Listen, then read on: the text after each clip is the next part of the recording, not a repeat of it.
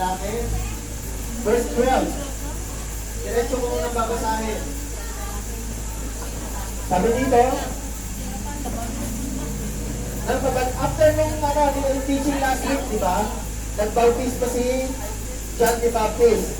Ngayon, after ng baptism, nagkaroon, tinukso si Jesus sa ilang. Naalala nyo? 40 days, 40 nights, walang pagkain si Jesus. Naalala nyo? After nun, ito na yung sumunod. Sabi rito, nang mabalitaan ni Jesus na ibinilanggo si Juan, bumalik siya sa Galilea, ngunit hindi na siya sa Nazareth na nirahan, kundi sa bayan ng Capernaum. Bali Mateo 4, verse 12 ba? Hindi na siya sa Nazareth na nirahan, kundi sa bayan ng Capernaum, na nasa baybayin ng lawa ng Galilea, na sakop ng Zebulun at Nephtali.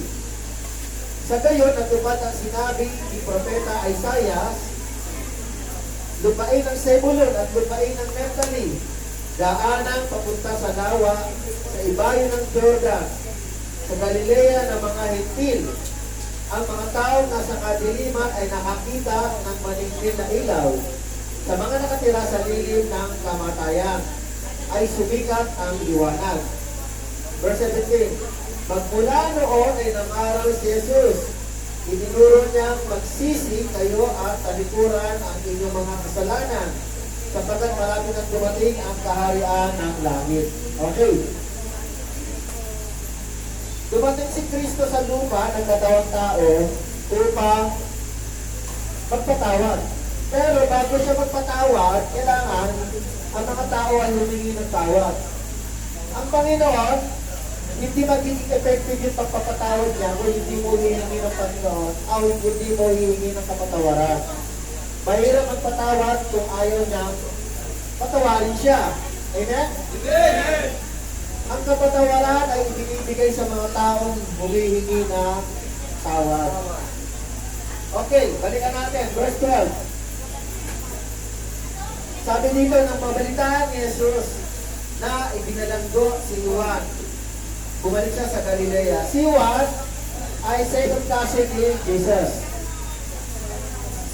Si Juan po ay nagbabautismo. Ikinulong po siya ni Herodes. Ikinulong siya ni Herodes dahil si Herodes po ay pinagsabihan ni Juan. Ang sabi ni Juan, nung nagbabautismo si Juan, sabi kay Herodes, makinig po sabi ni Herodes, masama ang ginagawa ni, sabi ni Juan para kay Herodes, masama ang ginagawa ni Herodes. Bakit? Kinakasama raw ni Herodes yung kanya, yung Bilas. Natawag yung Bilas, asawa ng kanyang kapatid. Tama ba? Bilas ba yun? O Hipag? Hipag, no? Sabi ni Juan, kasalanan, o kaya masama ang ginagawa mo, parang ganito, pinaparaphrase ko lang. Kinakasama mo ang asawa ng iyong kapatid. Ang pangalan ng babae ay si Herodias. Ngayon, nakulong po siya, pinakulong po ni Herodes dahil sa mga pagtatama sa kanya ni Juan. Ngayon, kung ikinulong si Herodes, ikinulong si Juan, si Herodes, bumalik si Jesus after nung pagtukso sa kanya ni Satan. Bumalik siya, pero hindi na sa Nazareth. Parehong lugar, Galilea pa rin. Parehong lugar, Galilea pa rin po. Pero hindi na sa Nazareth, kundi sa Capernaum, na nasa lawa ng baybay ng lawa ng Galilea. Nasakop ng Zebulun at Nephtali. Okay. Ang Zebulun po at saka Nephtali, dalawa po siyang anak ni Jacob. Kung tawagin ng 12 tribes ni Israel, natinig niyo yung 12 tribes ni Israel? Kasama si Judah, si Benjamin, kasama si Nephtali, kasama si Zebulun. Ang namana ng lupain ni Zebulun at namana ni Nephtali ay Galilea. Sa panahon ni Kristo, Galilea na po siya. Ngayon, lumipat si Kristo na tinatawag na lugar kung saan siya mag-ministry. Ito po yung Capernaum. Ulitin niyo ba, Capernaum? Ulitin niyo po, Capernaum. Ito po ay sakop ng Galilea. Sa lawa, pag sinabing lawa, nasa lake siya. Madalas po ang mga alagad dito ay nagkakaroon sila ng tinatawag na fishing. No? Tawag doon sa Tagalog. Nangingisda. Okay. Sabi dito, sa gayon daw ay natupad na sinasabi ng propeta Isaiah. Lupain ng Zebulon at lupain ng Nephtali. Daanan papunta sa lawa, sa ibabaw ng Jordan, sa Galilea ng mga Higpit. Ang mga tao na sa kadiliman ay nakakita ng manindig na ilaw. Ibig sabihin, itong lugar na ito, Zebulon at saka Nephtali, according sa prophecy na Isaiah, chapter 9, verse 1 to 2, dati daw ang panahon na makakakita ng liwanag at manindig na ilaw ang mga taga rito. Sa mga nakatira dito, sa lilim ng kamatayan ay sumikat ang liwanag. Ang ibig sabihin, nung dumating si Jesus dito, yun ang katuparan na biglang lumiwanag yung lugar na madilim. Biglang lumiwanag yung lugar, biglang nagkaroon ng manindig na ilaw ang lugar, na ang lugar na yun ay nakatira sa lilim ng kamatayan. Pero sumikat ang liwanag. So yun ang prophecy. So nung dumating si Jesus, bakit po? Nung dumating si Jesus, sa madaling salita, lumiwanag yung lugar. Siguro isipin nyo, Pastor, ano ba yung lugar ng Capernaum? Ba't puro sila, na madilim ba sila? At bakit sila ay nakatira sa lilim ng kamatayan? Ano po ba ang Capernaum? Mamaya sasagutin natin. Verse 17, magmula doon ay nangaral si Jesus. Dito po, sa Capernaum. Itinuro niya sa Capernaum ang magsisi kayo at talikuran ang inyong mga kasalanan. Okay. Sapagkat malapit nang dumating ang kaharian ng langit. Ito ang tinuro niya rito. Mga kapatid, ang itinuro ni Kristo ay magsisi sa Panginoon. Alam niyo mo ba na kapag tayo nagsisisi sa Panginoon, lumuluwanag ang kanyang buhay. Amen? Amen! Nagkakaroon siya ng buhay. Yung piling ng kamatayan na kinalalagyan niya ay lumuluwanag. Ngayon, kung ibang tatanong, ano ba ang Capernaum? Ba't parang puro ba makasalanan yung nakatira dito? Bakit parang ang prophecy sa Capernaum ay napakasama? Okay, basahin ko lang po ha. Sa Capernaum po, nagpakita ng himala ang Panginoon. Matthew chapter 8 verse 5, Matthew chapter 8 verse 17, at nagturo ang Panginoon Jesus dito. Nangarap po si Kristo dito. Nakalagay po yan sa John chapter 6 verse 24 hanggang verse 71. At Matthew chapter 9 verse 1 to 8. O kaya John 9 verse 1 to 8. Nangaral din po siya rito according to Marcos chapter 9 verse 33 to 50. Ngayon mga kapatid, nangaral ng kapatawaran ng Panginoong Yesus sa Capernaum. Ang tanong, ano ang nangyari sa Capernaum? Sila ba ay nagsisi? Tignan natin ha. Buksan natin yung Bible natin. Matthew 11 verse 20 to 24.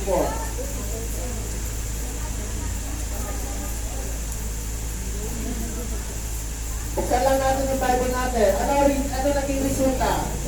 Ano lang tayo? Fast forward lang tayo ng konti. Matthew 11 verse 20 to 24. Matthew 11. Basahin ko lang ha. Verse 20.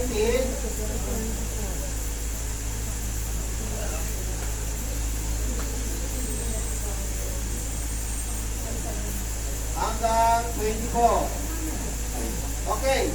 Ito ang resulta ng pangangaral ni Kristo. Siyempre, lumipas yung ilang panahon. Nagsimula tayo sa chapter 4, ngayon nasa chapter 11 na tayo. May mga nangyari na. Maaaring lumipas yung 1 taon, maaaring lumipas yung 2 taon. Tignan natin ang resulta. Sabi nito, Matthew 11, kasi dalawa ba? Sabi nito, pagkatapos, sinumbatan ni Jesus ang mga bayang nakasaksi sa maraming himalang ginawa niya roon, sapagkat hindi sila nagsisi. tumalikod sa kanilang mga kasalanan. Marami pong sinusumpatan si Kristo.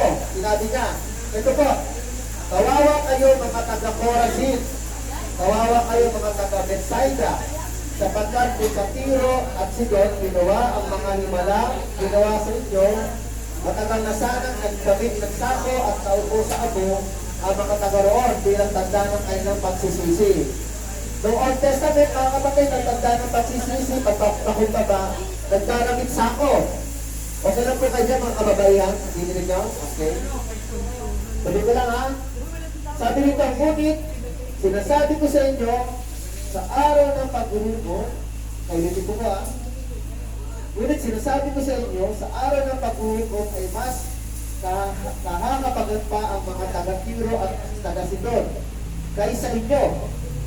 At kayo mga taga-Capernaum, ito po yung sumbat ni Jesus sa mga taga-Capernaum. Pakinig na po. At kayo mga taga-Capernaum, nais pala ninyong itaas ang inyong sarili hanggang langit. Ibig sabihin, ma-pride po sila. Ibabagsak kayo hanggang sa daigdig ng mga patay. Sapagkat kung sa Sodoma ginawa ang mga himalang ginawa sa inyo, sana'y nananatili pa ang bayan iyon magpahanggang ngayon. Ngunit sinasabi ko sa inyo, mas naapagat pa ang mga taga-Sodoma kaysa inyo sa araw ng paghuhukom. Okay. Ang tanong, sabi ko kanina, nangaral si Jesus sa Capernaum. Ulitin ko ha. Nangaral si Jesus sa Capernaum. Nagturo siya. Nagpakita siya ng himala. Nagpagaling siya. Naggawat ang Panginoong Jesus sa Capernaum. Pero, ang sabi ni Jesus, ang evaluation ni Jesus, wala raw nagsisi. Walang nagpakumbaba. Sabi nga niya, sa iba raw ito, baka magdabing sako na. Wala po. Alam niyo po, ang Capernaum, naroon po yung eskwelahan ng mga nagiging pariseyo. Naroon yung mga eskwelahan ng mga religious leader. Naroon yung mga taong mga marurunong. Kaya lang, dumating si Kristo para ipangaral doon, lumipat na siya ron para matupad yung tinatawag na propesya, pero wala po nagsisi. Alam niyo mga kapatid, sabi ng Panginoon, mapapatawad pa raw ang Sodoma sa paghuhukom. Tandaan natin ha, tandaan po natin, yung sinasabi ni Jesus sa paghuhukom. Yung paghuhukom mga kapatid, sa ating panahon, darating pa nga yun eh. Ngayon, pagdating ng paghuhukom, na hindi pa nga dumati sa ating panahon, tinatawag ng final judgment, dalhin mo na kayo sa final judgment. Lahat tayo hukuman ng isang araw. Amen? Amen! Sabi ng Panginoon, ang sino man daw hindi nagsisi, sa kabila ng nagtuturo ang Panginoon ng pagsisisi, nagtuturo, nagpapagaling ang Panginoon, pero hindi nagsisisi, napapahamak pagdating ng paghuhukom. Okay? Okay lang. Yes, yes. Wala ba?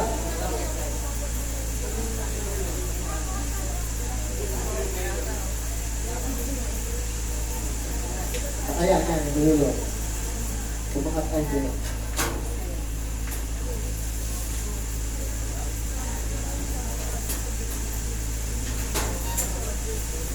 Shortage. Okay. Ano ang resulta? Pwede mo kayo tanongin, nagsisi ba ang Capernaum? Hindi, wala din isa. Walang binanggit, no? Pero maliwanag kay Kristo, wala din siya eh. No? Mga kapatid, marami ko pumunta ang pastor dito. Hindi para magyabang, hindi para magaling, hindi para kayo sumbatan, kundi para mangaral. Ang inaaral ng mga karal ng pastor ay inaaral at tinuturo yung kapatawaran ng mga kasalanan. Si Kristo ay bumaba upang siya ay magpatawan ng mga kasalanan. Sabi ni Kristo, Mateo, Lucas 5:32. Si Kristo ay dumating hindi para sa mga matuwid. Siya ay dumating para sa mga makasalanan tungo sa pagsisisi. Kapatid, dumating na si Kristo. Umakyat na nga siya sa langit o siya'y balik na buhay. Ikinadala ng Banal na Espiritu. Hanggang ngayon, ang Banal na Espiritu ay kumikilos. Ang Banal na Espiritu ay naghahari. Kumikilos po siya. Pwede siyang pumasok sa puso mo. Pwede siyang lumabas sa puso mo kung ayaw mo sa kanya. Pwede mo siyang tanggihan. Pwede mo siyang tanggapin. Pero kung siya tinatanggap mo, kailangan mo ng pagsisi. Mga kapatid, ang Panginoon ay nag-aalok ng pagsisisi. Ang tanong, marami na nagturo dito ng mga pastor. Kayo po ba ay nakakapagsisi sa kasalanan? Totoo ba yun? Hindi ko sinasabing matuwid kami, kahit kami, nakakasala rin kami. Pero the moment na marinig natin ang ibang medyo na nangangaral tungkol sa pagsisisi, dapat tumutugon tayo. Si Kristo tumating eh. Lumipat siya ng lugar para turuan yung mga taga-Kapernaum. Actually, lahari nga siya eh. Prinsipe siya, nakangari sa langit. Sabi sa Isaiah chapter 9. Pero bumaba siya, binubad niya yun. Para magpakumbaba sa Diyos na at dalhin tayo para sa pagsisisi. Nagtsatsaga ang Panginoon, napakaganda ng tuwan na pinapatayuan ng Panginoon, pero bumaba siya para ihayag ang kanyang sarili na tayo magsisi sa harapan ng Diyos. Kaya lang sayang kung hindi tayo magsisisi. Nagalit ang Panginoon sa Chorazin, sa Capernaum, maraming binanggit. Nagahambing ang Panginoon. Para sinasabi lang, ito lang parang lang to, parang ha. Para sinasabi na kung si pastor sa atin, nagturo sa Marikina, baka marami na nagsisi. Parang gano'n ha, pero tampo lang yun. Kung si pastor sa atin, nagturo sa BNP, no? Marami nagsisi. Pero mga kapatid, salamat dahil dito ako dinadala ng Panginoon. Amen? Amen! Upang talapakan niyo si Lord. Ang dala-dala ko rin ay ang turo ni Jesus. Kung tutusin, wala namang kayong kasalanan sa akin para bakit kayo magsisisi sa akin? Wala kayong kasalanan. Pero sinasabi ng Bible na lahat ng tayo nagkasala sa harapan ng Diyos. Tayo nagkasala sa Diyos. So tayo magsisisi sa Panginoon. At marami na pa nagturo dito. So dapat naunawaan natin yung prinsipyo na pagsisisi. Amen? Amen! Alam niyo po lang tayo po ngayon lumabas po dito, tapos hindi kayo nakapagsisi at pinaliguran ng kasalanan, babalik pa rin tayo. Babalik pa rin tayo. Ang pagsisisi ay nagbibigay ito ng panibagong simulain. Basta sisin po yung pagsisisi sa Diyos. Na kaya kang patawarin ang Panginoon sa oras na tayo nagsisi. Kailangan natin ang kaalaman at karunungan para tayo ay mag-uwi. Kailangan natin sumarap sa Panginoon upang pagdating ng pagbubuko mga kapatid, tayo maligtas at mahayag at tayo masama sa kanyang buhay na walang hanggan. Nagtulad tayo ng Panginoon na makarating tayo sa eternal na buhay. Bagaman tayo tagaroon talaga, pero tayo ay gusto niyang isama. Gusto niya tayo maging bahagi ng buhay na walang hanggan. Kung tutusin ang buhay natin may hangganan. Pag namatay tayo, impyerno tayo. Kaya lang, dumating si Kristo, may chance po tayo makarating sa kanyang kinaroroonan. Ayaw niyo ba, no? Nauna si Satan eh. Inunahan ni Satan si Lord. Kaya lang, nung dumating si Satan, talagang sobrang mabigat na ang kasalanan ng daigdig. Kaya lang, kaya yan ng Panginoon. Amen? Amen! Kaya baguhin ng ng Panginoon ang sino man. Wala mong bagay na hindi kayang gawin ni Kristo. Amen? Amen! Matigas ba puso mo? Kayang tumambod niya sa pamamagitan ng pananampalataya, pagsubo kay Kristo. Ang puso mo ba ay para matigas pa sa bato? Kaya maging sintapot ng tinapay niya.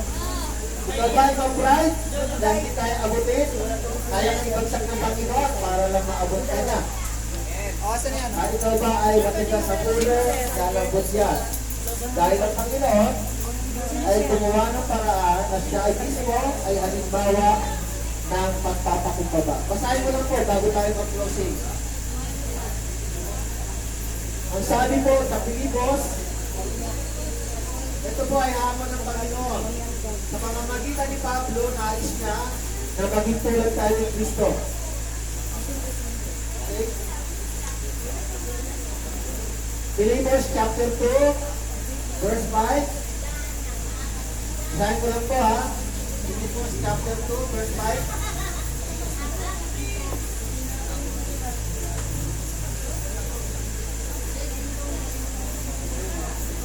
Sabi po dito, text 2:5:1. Naway magkaroon kayo ng kaisipan ng tulad ng kay Kristo Jesus. Ulitin ko po. Sabi ni Pastor, nawa ay magkaroon kayo ng kaisipan ng tulad ng kay Kristo Jesus. Ano ba ang kaisipan ni Jesus?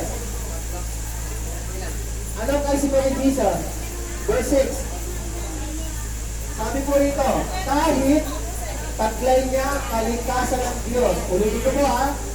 Dito maraming nami-misinterpret. Akala nila hindi Diyos si Jesus. Actually, Diyos po ang Panginoon Jesus. Siya ay nagpakababa lang.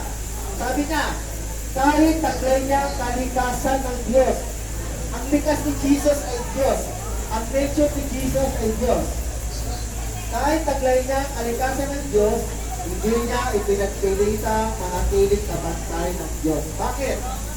Sa halip, kung saan niya bitawan ang pagiging na bantay ng Diyos at namuhay ng isang alipin. Ipinanganak siya bilang tao at nang siya'y maging tao, nagpakumbaba. Ito yung sinasabi ni Pablo. Magkaroon tayo ng kaisipan tulad ni Jesus na nagpapakumbaba. Mga kapatid, napakalaki na agwat ng sinasabi ni Pablo na ang likas ni Jesus ay Diyos. Pero ang pinili niyang pag-uri ng tao sa lupa ang pinakamababang uri, alipin. Alam niyo po ba, sa tao po, sa level ng tao, noong panahon ng Roma, nasa 7 po ang level ng tao, ang kategorya ng tao. Ang unang family, yung tawag na royal family. Una-una, emperor. Pangalawa, royal family, yung pamilya ng emperor. Pangalawa yun. Pangatlo, yung tinatawag na mga senators, yung mga politician. Pang-apat, yung patricia, yung tawagin yung mga may-ari ng lupain. Pang-lima, yung mga professional. Pang-anim, yung mga ordinary tao. Pang-pito, alipin. Wala na kung susunod sa alipin. Yun ang pinakamababa. Pero pinili ni Jesus, alipin. Napakababa. Actually, ang nature niya, Diyos eh. Bumaba lang siya, magkatawang tao, mababa na talaga yun. Nagpapakumbaba talaga na siya nun. Pero bilang nagkatawang tao, pinili niya pa yung pinakamababang kategorya ng tao. Anong pinili niya? Alipin. Alipin. Kayo ba? Sa totoo lang, hindi kayo alipin. Alipin ba kayo pag nasa bahay ninyo? Kung maalipin ba sa inyo? Wala. Wala na tayo sa panahon ng alipin na gano'n.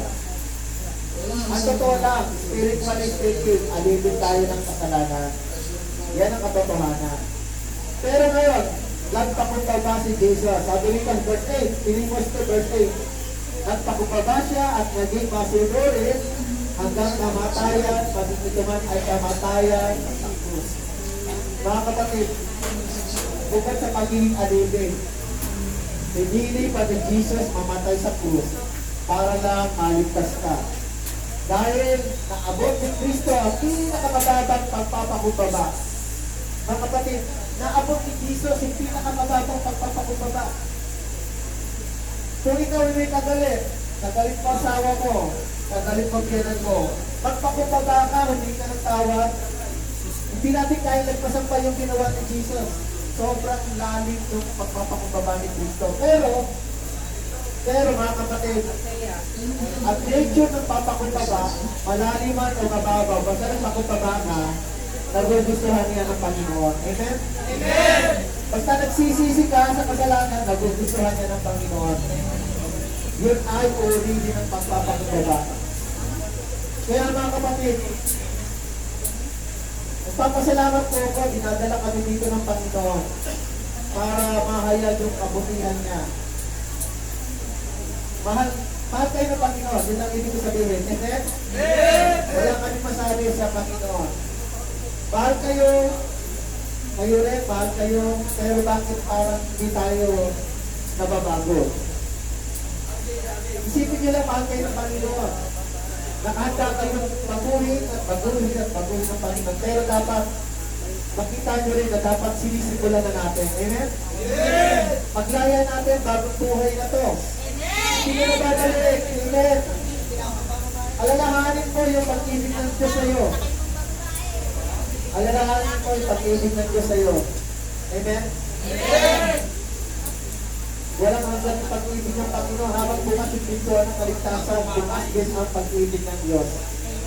Dumating siya para sa mga tulad nating makasalanan, hindi para sa mga matuwid. So mga kapatid, sabi ni Pablo, magkaroon din kayo ng ganong kaisipan. Yung bagamat si Kristo, by nature ay Diyos, inubad niyo. At pinili niya maging tao at kung pinakamababang uri ng tao, maging alipin. Ngayon, yung Kapernaum, hindi nagsisi. Sabi ng Panginoon, pagdating ng paghuhukom, babayaran ninyo ang inyong pride. Babayaran ninyo ang inyong pagpapatakas. Babayaran ninyo ang inyong pagtalikod kay Kristo. Yung pang pinabaliwala ang aral ni Jesus. Nang-aral si Kristo sa Kapernaum.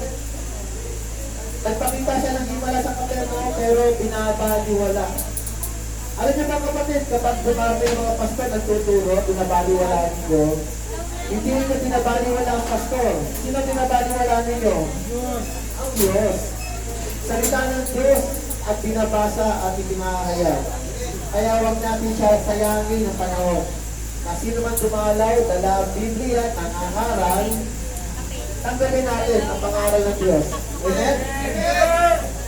Dala namin ang Panginoon, dala namin ang salita niya.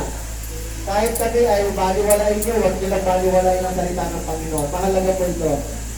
Amen? Amen! Ako ba'y mananalangin at mag-iibita po ako. Hindi ko po kayo pipilitin kung sino man lamang na magsisi at nagtatalikuran ng kasalanan. Tayo po'y mananalangin sa oras na ito. Ready po ba kayo? Huwag natin gayahin ng Kapernaum na matigas ang puso, matigas ang damdamin. Nakita na nila himala ni Jesus pero hindi sila nagsisi. Naturuan na sila ng mga aral ng pagsisisi, hindi nagsisi.